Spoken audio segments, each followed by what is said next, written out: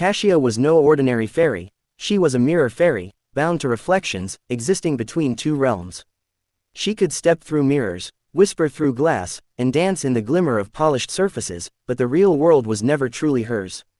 Humans never saw her unless she allowed it.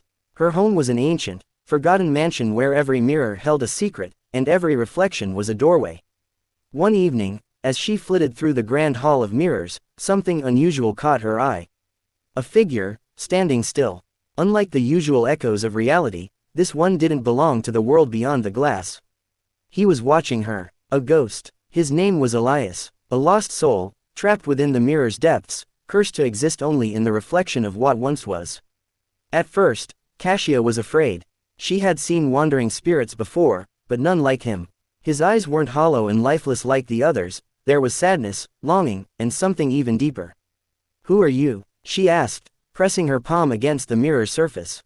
His voice was a whisper, carried through the cold sheen of the glass. "Someone who once lived, and someone who cannot leave." As the nights passed, their conversations grew longer. Elias told her stories of his past, of a life stolen too soon, of love lost, and of fate he never chose.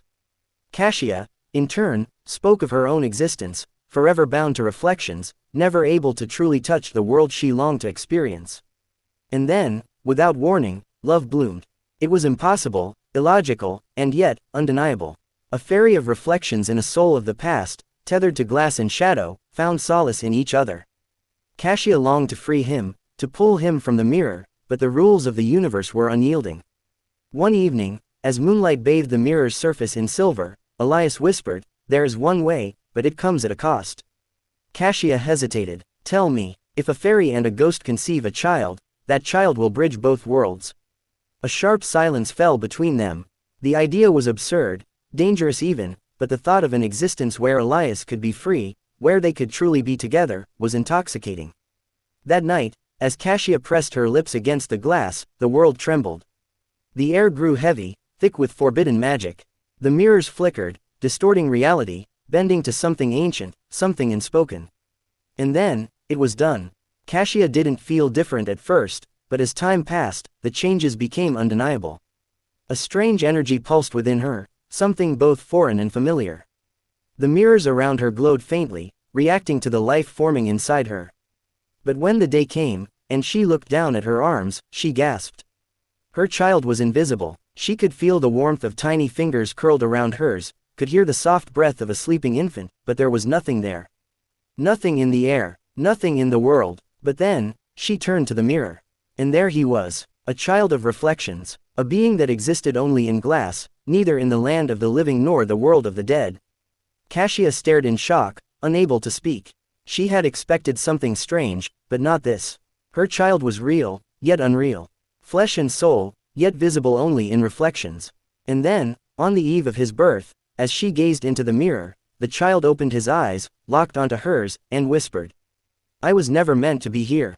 Cassia's heart pounded. The tiny voice echoed in her mind, an impossible sound from an impossible child.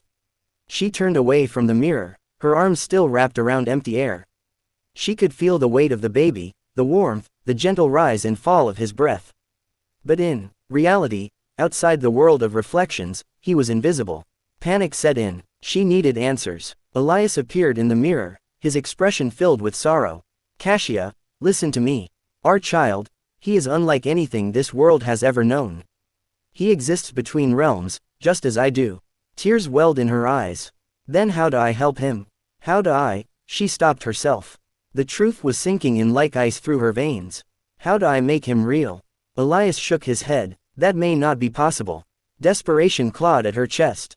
She tried everything. She whispered ancient fairy spells, traced symbols on the mirror's surface, even sought the guidance of elder fairies who knew the deepest secrets of the reflected world. But none had an answer. The child grew. Though no one outside the mirror could see him, he could see the world.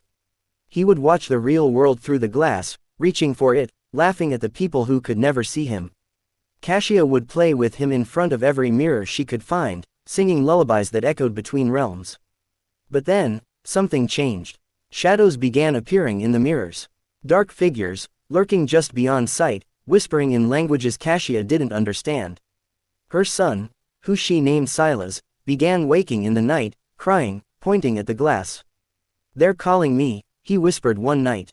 Cassia's blood ran cold. "Who?" "The ones who live in the dark places. They say I don't belong here." She gripped him tightly. "You belong with me." But the shadows grew bolder.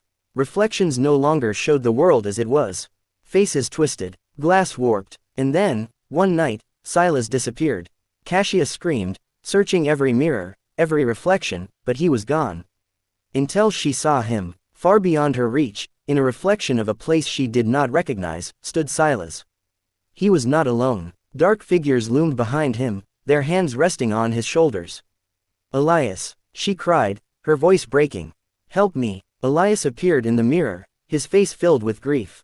"Cassia, I feared this would happen." "What do you mean?" Her hands trembled as she touched the glass. "He was never meant to be here, Cassia. Our love created something unnatural. And now, the ones who guard the balance of the worlds, they've come to take him back." "No." Her voice was barely a whisper. "No, I won't let them." Elias closed his eyes. "There is only one way." Cassia swallowed hard. "Tell me." "You must go to the place between reflections. The Vale of Forgotten Echoes. It is where lost souls go when they no longer belong in either world. But Cassia, if you go there, you may never return." Cassia looked at her son, her beautiful, impossible child. She had already lost Elias once. She would not lose Silas. She took a deep breath and stepped into the mirror. And the world shattered.